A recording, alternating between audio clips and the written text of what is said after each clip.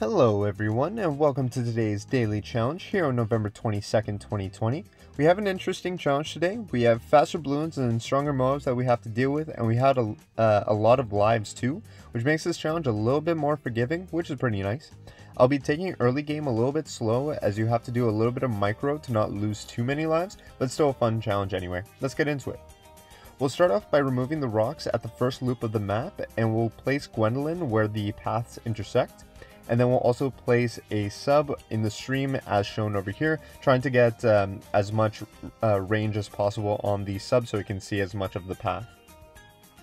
The first couple rounds we are going to be leaking a few balloons. It's not too much of a big deal, but to help with that we go ahead and we get a dart in the very back of the map as well, and we're basically rushing to get camo detection for it as well, basically for helping the sub get advanced intel eventually.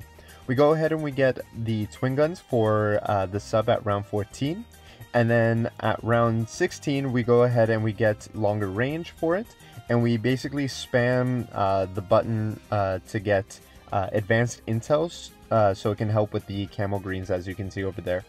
By round 20 we can go ahead and get airburst darts for the sub, and then at round 24 we encounter our first camo lead, so we upgrade the sub to 302 in order to decamo the lead so Gwen can see it. So you notice round 24 coming up over here, I have the sub unsubmerged. I submerge it in order for the lead to see, for Gwen to see, and then I put it back on first.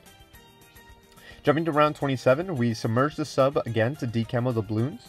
When the greens arrive, we go ahead and we use the Gwen fire ability, and then finally when all the balloons are decamoed, we unsubmerge the sub to clean up the rest of the balloons. So you notice there's all the yellows right there. Right once all the yellows have been decamoed, we go ahead and unsubmerge, and we are able to clean up the rest of the round. I used the Gwen ability on round 29 just before I can afford reactor, just because there's a lot of pings, so just make sure we didn't lose too many lives here. And then we go ahead and we get reactor like I mentioned for the sub, which takes care of all the camo leads on round 30. Moving ahead to round 31, we go ahead and we get an engineer and we place it right beside Gwen. We're going to be upgrading this engineer to a 023 to do more damage to the mobs and stall the balloons with pin as well. Skipping to round 37, we get a cannon and place it near Gwen as shown, and we're going to be upgrading this one to a 230. The reason why we get a Moab Mauler is so that we can do as much damage to the fortified Moab as possible when it eventually comes out on round 40. We go ahead and we get another cannon right beside the first one, and we upgrade that one to a 030 once again. Now we're going to be jumping all the way to round 40. So for round 40, what you're going to want to do is unsubmerge the sub, and we're going to be using the Gwen ability as the Moab approaches. We're aiming for the fire to be placed right in the intersection of the paths, as you can see there. If you don't get that placement, it's still fine. You might just lose a few more lives, but it's not a big deal. At round 41, we go ahead and we get a dart monkey as well. Remember as well, after the fortified Moab has been taken down, to resubmerge that reactor. Anyway, we go ahead and we place the Moab Maulers onto strong, and then we get a third Moab Mauler as well. And then for round 50, we once again unsubmerge the sub, and we place another cannon right beside the third Mauler that we placed, and we upgrade this cannon to 420 in order to stall the leaking balloons.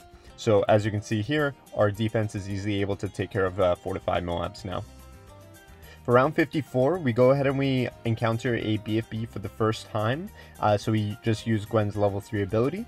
And then here, at the end of round 59, we go ahead and we sell 2 of our 030 Moab Maulers in order to get a crossbow master, and that's basically in the entire challenge. The crossbow master is easily able to take care of the last 10 rounds. If you had any questions about the challenge, or if you used another solution, please let me know in the comment section down below. If you enjoy content like this from me, please be sure to like and subscribe, but other than that, I will see you all next time. Take care.